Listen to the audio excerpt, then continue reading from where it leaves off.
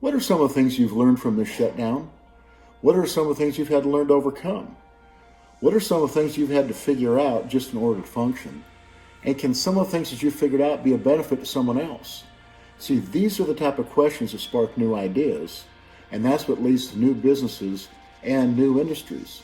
So here's a list of a few companies. You may recognize a few of these that were formed in the recession of 2008. Uber, Airbnb, Slack, Pinterest, WhatsApp, Square, and Venmo, all birthed in bad times. So the process that these companies went through are all pretty much the same. The first thing is they found a problem that existed. The second thing is they figured out how to solve the problem. And thirdly, they found customers that wanted that solution also. So what ideas do you have?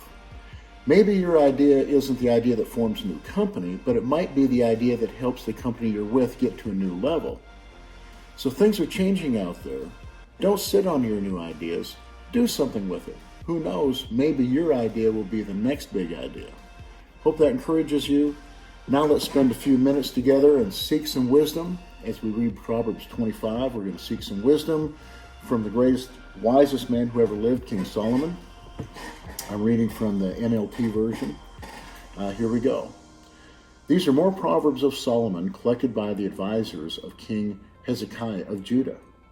It's God's privilege to conceal things and a king's privilege to discover them. No one can comprehend the height of heaven or the depth of the earth or what goes on in a king's mind. Remove the impurities from silver, and the sterling will be ready for a silversmith. Remove the wicked from the king's court, and his reign will be made secure by justice. Don't demand an audience with a king, or push for a place among the great. It's better to wait for an invitation to the head table than to be sent away in public disgrace. Just because you've seen something, don't be in a hurry to go to court, for you may find in the end your neighbor deals you a shameful defeat. When arguing with your neighbor, don't betray another person's secret. Others may accuse you of gossip, and you will never regain your good reputation. Timely advice is lovely, like golden apples in a silver basket. To one who listens, valid criticism is like a gold earring or other gold jewelry. Trustworthy messengers refresh like snow in summer. They revive the spirit of their employer. The person who promises a gift but doesn't give it is like clouds and wind that bring no rain. Patience can persuade a prince, and soft speech can break bones. Do you like honey? Don't eat too much or it'll make you sick.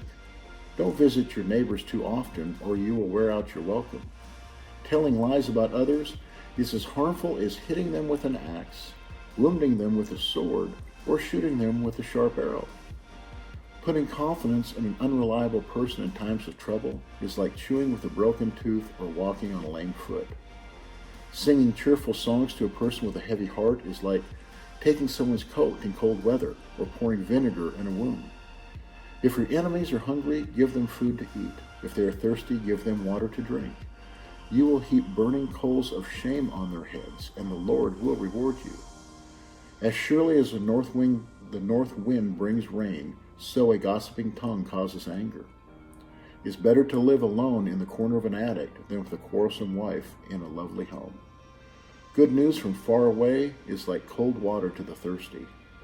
If the godly give in to the wicked, it's like polluting a fountain or muddying a spring. It's not good to eat too much honey. It's not good to seek honors for yourself. A person without self-control is like a city with broken down walls. As always, there's so much here that we could go into deep, but let's just take a second and go into verse 2. It's God's privilege to conceal things and a king's privilege to discover them.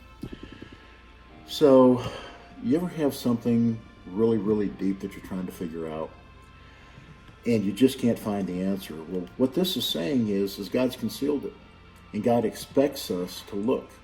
And the word says that knock and the door will be open, seek and you'll find. But you got to seek. That's the key. You got to seek. And that's what we're doing here today together. And I thank you for being with me today as we're seeking God's wisdom by reading his words. Hope this helps you today. Hope you have a fantastic day. And I'll see you later. God bless.